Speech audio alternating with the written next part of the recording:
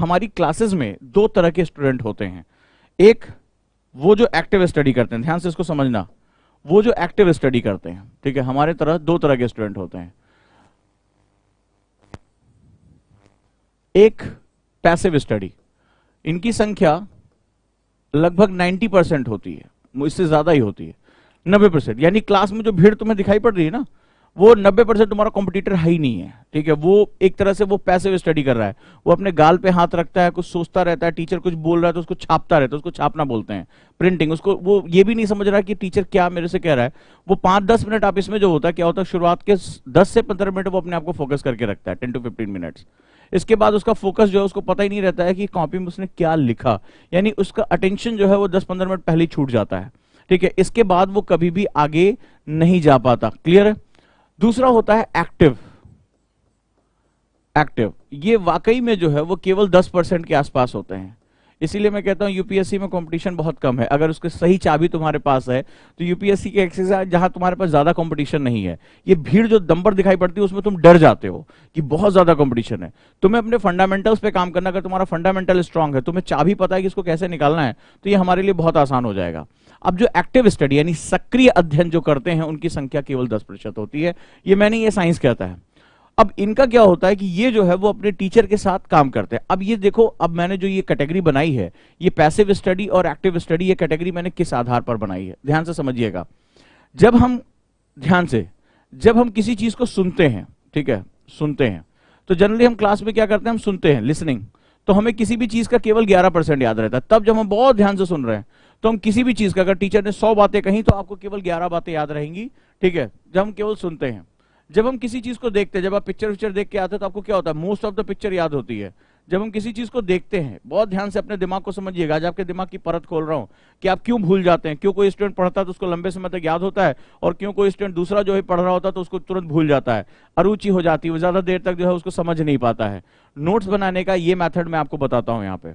जब हम किसी चीज को देखते हैं तो लगभग हम उसका 83%, 83% याद रख पाते हैं, ठीक है। जैसे आप कोई मूवी देखने गए, कोई बड़ा अच्छा सीन देखा, पिक्चर देखी, ड्रेस देखा, सब कुछ आपको याद रहता है, ठीक है। अगर वही पिक्चर मैं आपको सुनाना शुरू करूं तो आप याद नहीं रख पाएंगे।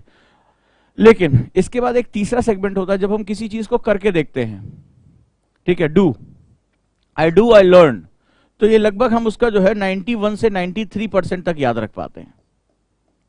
अब एक क्लास में ये 3 तरह के स्टूडेंट होते हैं। जब हम किसी चीज को जो है वो स्पर्श करते हैं तो हम उसका 1% याद रख पाते हैं। हम किसी चीज को जो है टेस्ट करते हैं, 3%, ये हमारी अलग चीज। लेकिन हमारी पढ़ाई में 3 तरह की चीजें हमारे साथ इन्वॉल्व होती हैं। जब हम किसी चीज को सुनते हैं, जैसे आप लोग क्लास में बैठ के सुन रहे हो ध्यान से, तो खैर हमारा दिमाग भटकता रहता है, तो मैं ऑप्टिमम बता रहा हूं। तो हम, अगर टीचर 1 घंटे लेक्चर ले रहा है तो उसमें आप लगभग जो है वो मान के चलिए, अगर 100 मिनट का लेक्चर है तो आप 11 मिनट हार्डली उसको जो है समझ पाएंगे, उसका हिस्सा याद कर पाएंगे। किसी चीज को विजुअलाइज करके देखते हैं, अगर आप उसको देखते हैं बार बार पिक्चर के फॉर्म में देखते हैं, तो हमारा मोस्टली दिमाग इसको याद रखता है। और अगर आप किसी चीज को खुद करके देखते हैं, यानी आपने उसको जो है सारा कलेक्शन किया और उसको आप क्या हुआ, उसको आप खुद से करके देखने लगे, तो आप क्या होगा, आप कभी भी उसको नहीं भूलोगे। मैं आपको एग्जाम्पल बताता हूं। आप ही क्लास में इस समय जो होंगे, कई स्टूडेंट ऐसे होंगे जिनको मान लो चाय बनाने आती होगी, किसी को नहीं आई, कोई और टफ चीज ले लेते, मान लो खीर बनाना या कोई खाना बनाना।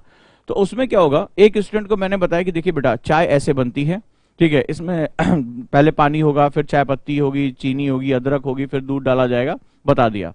2 दिन बाद मैंने पूछा वो चाय पत्ती कैसे बनती, वो चाय कैसे बनती है? सर उसमें आपने बताया था कि दूध डाल देंगे और फिर सर उसमें चाय पत्ती डाल देंगे, चाय बन रही है तो उसमें सर ये कर देंगे। और वो पूरी बात शायद नहीं बता पाएगा 2 दिन बाद, ठीक है, क्योंकि उसने करके नहीं देखा। अब एक व्यक्ति जो है उसने चाय बनाई, वो रोज अपना चाय बनाता है, सुबह उठना अपना चाय बनाया, उसकी हैबिट हो गई है, प्रैक्टिस, ये आपने भी देखा होगा, ठीक है। तो अब उसमें क्या हुआ कि 1 महीने बाद, साल भर बाद मैंने पूछा चाय कैसे बनती है, तो जिसने बनाया है वो तुरंत बता देगा। जिसने नहीं बनाया, सिर्फ सुना था कि चाय कैसे बनाई जाती है, वो भूल चुका होगा कि चाय कैसे बनाई जाती है। आपको एक सबसे अच्छा एग्जाम्पल देता हूँ, साइकिल चलाना, ठीक है। अब साइकिल जब आपने चलाया, खुद चला के देखा, आपने उसकी प्रैक्टिस की, आप अच्छे साइकिल चलाने लगे, 10 साल बाद भी आपको साइकिल मिली तो आप भूलोगे नहीं, ठीक है, आप आराम से जो है साइकिल चला ले जाओगे। लेकिन अगर आपको साइकिल चलाने नहीं आती है और मैंने आपको एक मोटी किताब दी कि देखो साइकिल कैसे चलाएंगे, तो आप जो है वो क्या होगा, आपको कुछ उसके बारे में नहीं पता होगा साइकिल कैसे चलाते हैं। इसीलिए कहा जाता है when I do I learn,